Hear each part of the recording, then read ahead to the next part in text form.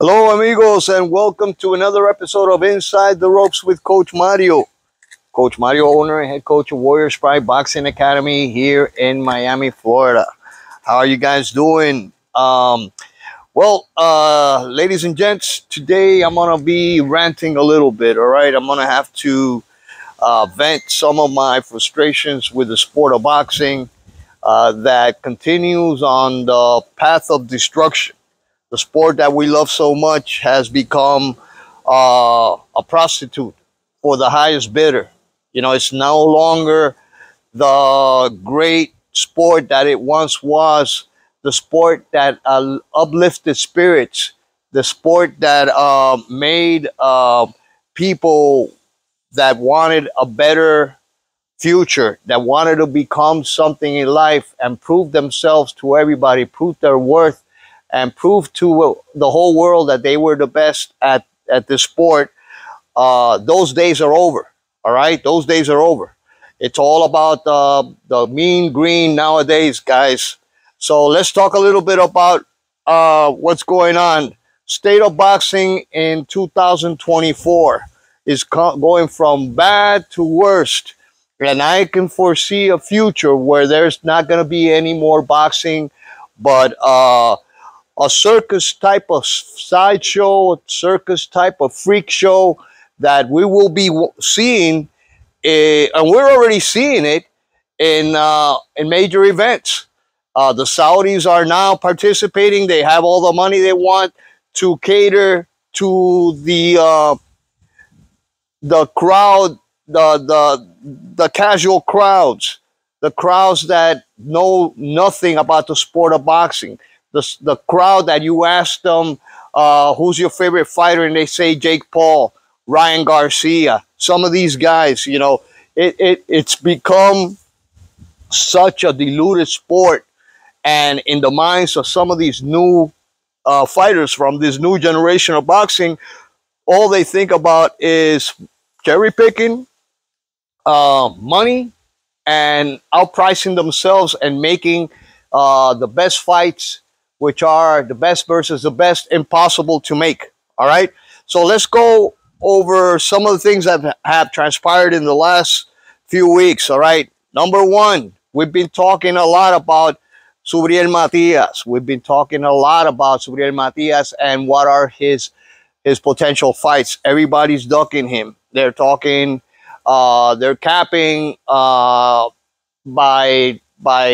talking nonsense and saying that Subriel Matias, the shout out to Subriel Matias, and later on they disappear from the face of the planet.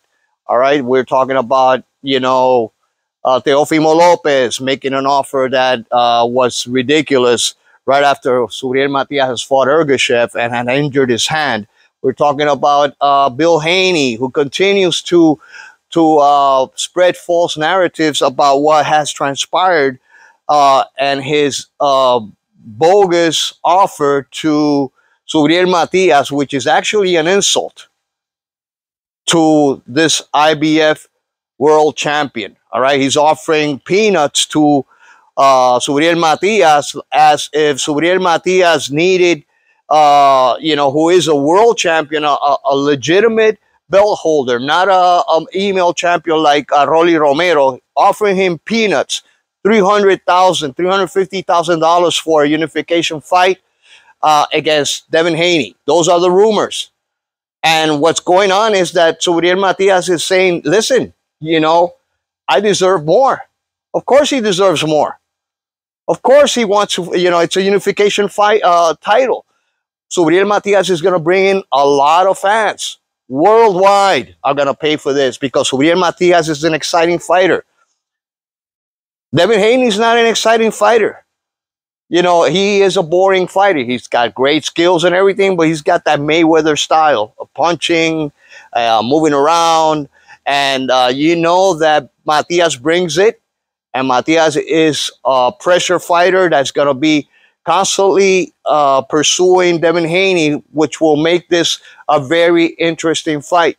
So by Matias asking what he's worth, or his promoter, Mr. Orengo, asking for what he's worth, you know, and a percentage of the gate, that is nothing ludicrous. That is nothing that it should not be expected or should not be asked by a current champion. We're not talking about a contender. We're talking about a legitimate, great champion who has come up the hard way and beat everybody that's been put in his path. All right, so $1 million is not a ridiculous offer. You know, 1 million, $1.5 million, it's not ridiculous. It is on a very acceptable offer, and a percentage of the gate, small percentage. We all know, you know, Devin Haney's the A side, but at the same time, he's not going to be able to try and impose, you know, the A side to a limit where he's paying his opponent, who is a world champion, disrespecting him and offering him peanuts. The same thing happened with Canelo Alvarez. And I like to call Canelo Canela because he already lost respect in my eyes and the eyes of many fans worldwide. True knowledgeable fans. I'm not talking about those, you know, crutch riders out there, fanboys who doesn't matter what Canelo does, they'll support him 100%. This guy is an embarrassment for his country. He's an embarrassment for the boxing community. All right, we're gonna talk about that. What Canelo did with Bivol on his rematch. You think Canelo really wanted to rematch Bivol? No. So that's the reason why he offered him peanuts, knowing that Bivol was going to reject it. That's the reason why Bill Haney offered Matias peanuts, money, and insult, because he knew Matias was going to reject it. And then what is the narrative moving forward? What is the narrative by Canelo moving forward after that? Oh, we offered, he wanted so much. He wanted this and that, you know. Well, no shit. He beat your ass the first time around. You know, he deserves more money now. He is a champion. You're going up there. You're not the champion at 175. You're moving up. You're fighting the current champion who beat your ass, who won every single round on the last fight. And you're offering him the same proposal, the same contract that you did on the first time around. Of course he's going to say no. So all he's doing is using Canelo, Bill Haney, and some of these other fighters like Tank Davis and many others of this generation, using this strategy in order to cap, in order to talk crap, continue the narrative, and give the impression that they have challenged the opposition, great fighters, when they're really not.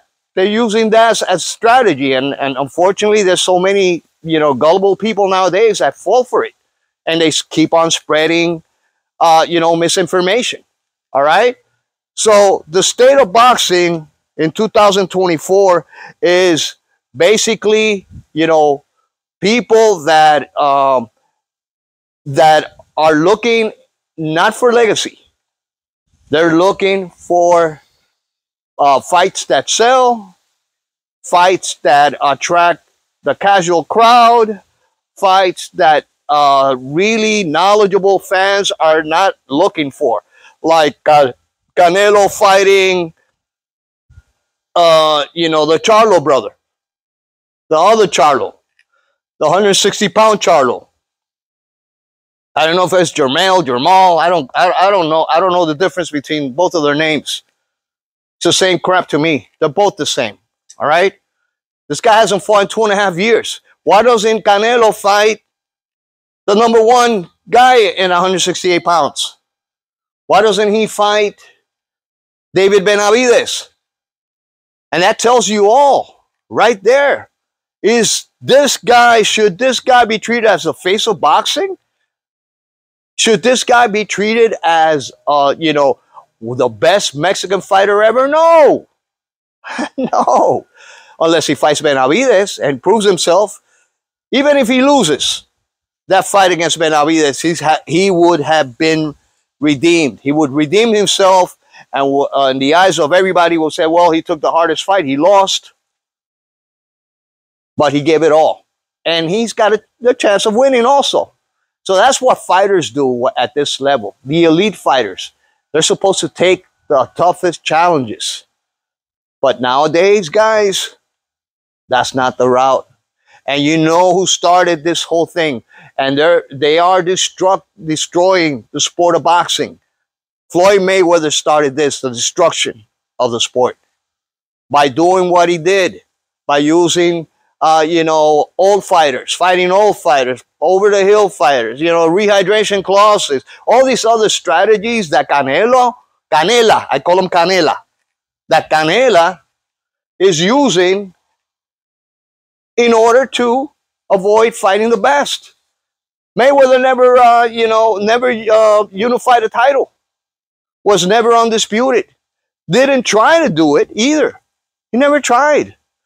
He was just moving to not better position, but against opposition that he knew he could beat.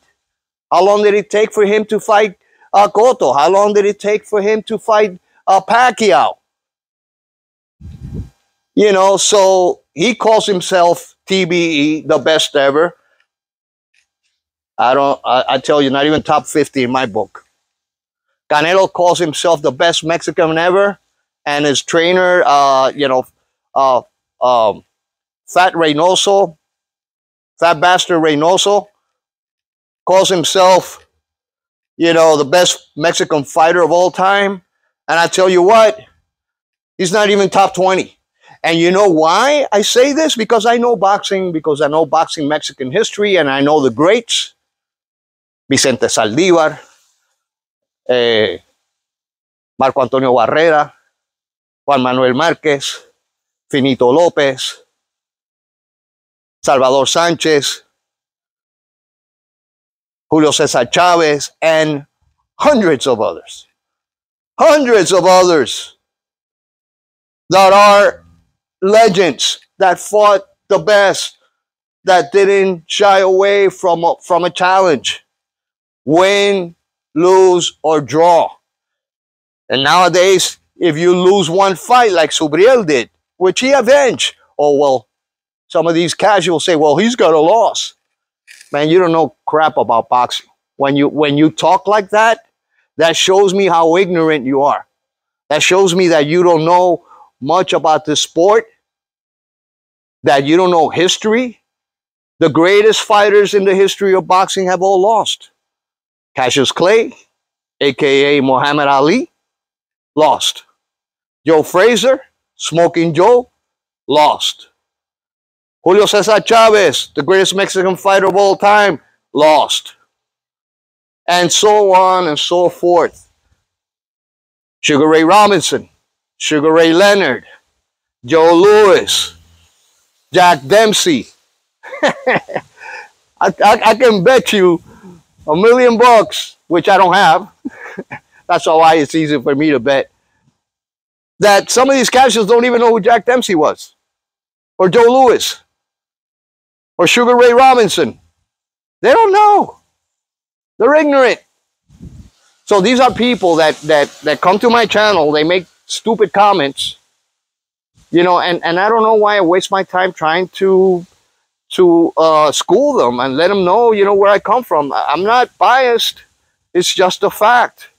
You cannot be great if you don't fight the best. And we have a saying in my school, my boxing school, which is the following: there's no glory in fighting the weak. There is no glory in fighting the weak. There is no glory in cherry picking. There is no glory in capping. There is no glory of spreading false narratives. There is no glory in trying to use rehydration clauses to drain your opponents and weaken them. There's no glory in that. Guys, you gotta get real. You gotta get real. The situation nowadays with the sport of boxing is dire. And as fans, And as fans, it's time for those knowledgeable fans, boxing experts, even boxing commentators on TV who have actually, prostituted themselves too, because they want to be able to go ringside. They want to be able to interview, the champions and all this other stuff. They're using the same narratives, and they're spreading the same narratives in order to remain relevant. And like I was saying, as knowledgeable fans, we should say, you know what? I'm not gonna pay a pay-per-view card like the one coming up, between Canelo and Charlo. I'm not gonna pay for a pay-per-view fight between Munguia and Ryder. I want to see the best fight the best, and unfortunately, it's a hard mountain to climb for all of us who are more idealistic and know about the sport, know so much about the sport we love so much. Because unfortunately, all they care about is the money. And now that the Saudis are involved, they have a MMA fighter, Ngannou, fighting AJ. This is ridiculous. And the funny thing, it's gonna sell because there's a lot of idiots out there. There's a lot of casuals, and the more casuals we get, the worse is for the sport, because they're gonna be wanting to see this circus sideshows, this circus freak show, instead of watching legitimate boxing champions try to beat each other, try to be the best at the weight division. So, my friends, I apologize if I seem a little, I don't know how to call it, but a little uninspired or demotivated or depressed about the state of boxing. But hey, man, the writing's on the wall, guys. This sport is dying. This sport is dying. And it's dying by its own hand. It's dying by its own participants. It's dying because of the damn organizations who are the worst, the most corrupt organizations, the WBC. Do you think that Rolly Romero should fight Pitbull Cruz now? No. What kind of shit is that? He's got to fight Barroso or get stripped. Do you think Canelo shouldn't be stripped? He should have been stripped a long time ago of all his titles. This guy shouldn't own one title. And you know what? This organization stay quiet. They're complicit. They're complicit in this damn hoax. And they come up with all kinds of, shenanigans and alter the ranking system and put people that were ranked 50, they put them in there in top 10 in order to make fights legitimate in their eyes, because nobody else believes that. And in order to justify a defense of the title when the champion is not fighting the best, he's fighting, low-hanging fruit. Canelo on May should fight no other than Benavidez. That's it. How long is he going to continue cherry picking? How long is he going to continue avoiding Benavidez? Do you think that shows greatness? Do you think that shows that Mexican warrior spirit? No, it doesn't. It shows a coward. Canelo is a coward. Canela is a coward. And those who avoid fighting Subriel Matias, who actually say that Matias so easy he can be knocked out in 4 rounds. Teofimo Lopez said that. Well, fight him then. Fight him in June. Puerto Rican Day Parade. All right?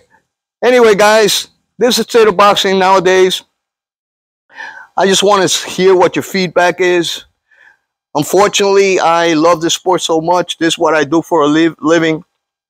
And one of the things that I teach my fighters, my young fighters that come to the gym that have this idea of boxing, which I have instilled in them.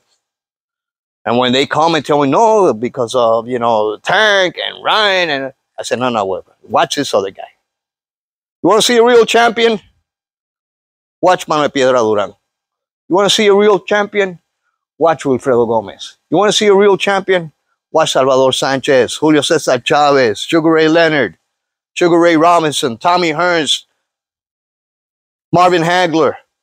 Watch some of these guys, and when they come back, they say, oh, wow, coach. Oh, those were great fights, great fighters. They fought each other a whole bunch of times. They lost and won, and man, I said, that's what boxing is, guy. That's what becoming elite is all about. That's what